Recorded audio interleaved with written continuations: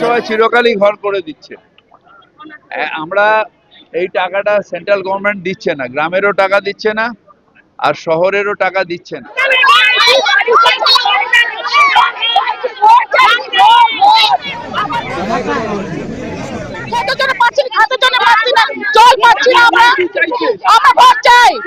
भगाड़ को हटाकर पुनर्वास की योजना, सर्वे जारी।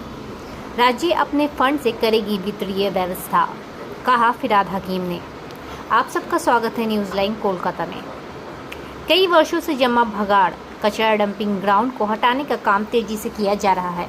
प्रशासन की ओर से बताया गया कि इस क्षेत्र में मिट्टी बिल्कुल भी उपयोग नहीं है। आज सोमवार को पूरे दिन यहां सर्वे किया गया।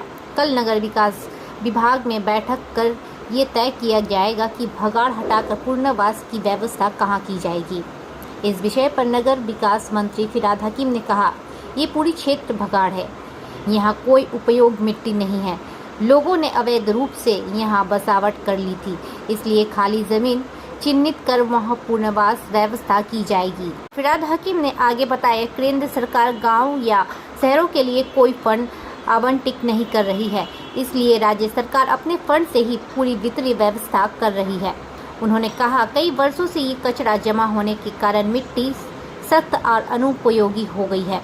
जब हम इस हिस्से की खुदाई कर रहे हैं तो कई जगह ढीली हो रही है और कुछ स्थान पर ज़मीन धंस भी रही है।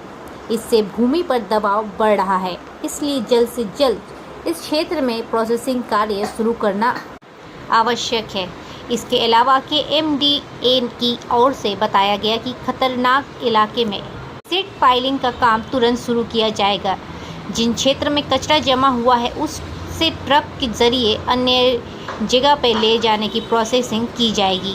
जहां जगह खाली होगी वहां अगले 2 महीनों के भीतर प्रोसेसिंग यूनिट स्थापित करने की योजना बनाई गई है। फिराद हकीम ने बताया कि दूसरे और तीसरे चरण का काम कल से ही शुरू करने की KMD।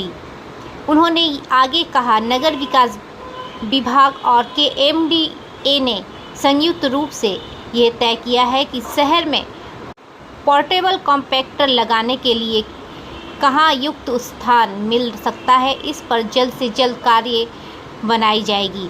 समय बर्बाद करने से कोई फ़ायदा नहीं है। शहर के विभिन्न खाली स्थानों की पहचान कर तेज़ी से प्रोसेसिंग और पुनर्वास दोनों ही शुरू की जाएगी।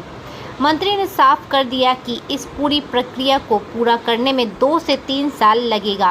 हालांकि बायोमाइग्रेन पद्धति के माध्यम से तेजी से भगाड़ हटाने का काम चलेगा। फिराद हकीम ने कहा, मीथेन गैस इंसान के लिए बहुत ही हानिकारक है। हम चाहते हैं कि जल्द से जल्द इस गैस का उत्सर्जन बंद कर पूरे क्षेत्र को साफ किया जाए। हम जादू नहीं कर सकते, लेकिन यदि योजना के अनुसार काम हुआ तो कुछ वर्षों में इस समस्या का स्थायी समाधान हो सकता है। পৌরসভা চিরকালই ঘর করে দিচ্ছে। আমরা এই টাকাটা সেন্ট্রাল গভর্নমেন্ট দিচ্ছে না, গ্রামেরও টাকা দিচ্ছে না আর শহরেরও টাকা দিচ্ছে না। তো আমরা এখন নিজেদের ফান্ড দিয়ে এগুলো করছি। এদেরও ঘর করে দেবো, কিন্তু এখানে সয়েলটাই ডিসব্যালেন্স হয়ে রয়েছে। এটা আমাদের অল্টারনেটিভ একটা চিন্তা করতে হবে।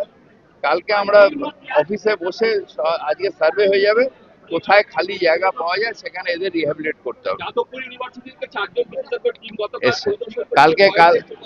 হ্যাঁ, সয়েল টেস্টটা যেহেতু এটা পুরোটাই ভাগাড়, এখানে আপনি সয়েল মানে সলিড সয়েল পাবেন না।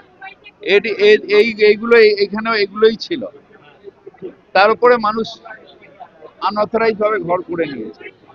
সুতরাং এখানে আপনার সয়েল টেস্ট করে খুব লাভ হবে না যে স্টেবিলিটি আছে কিনা। এদের একটা অল্টারনেটিভ ব্যবস্থা করে দিতে হবে।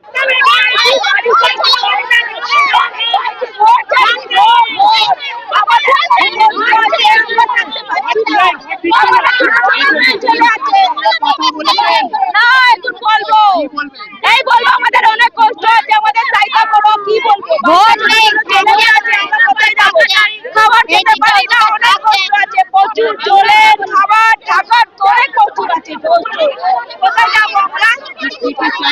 বাড়ি চাইছি,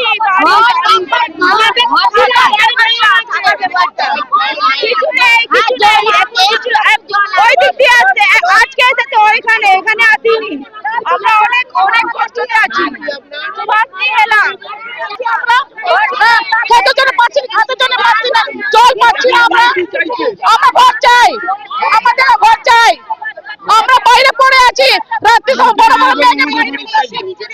অন্য একদিন ছোট ছোট বাচ্চা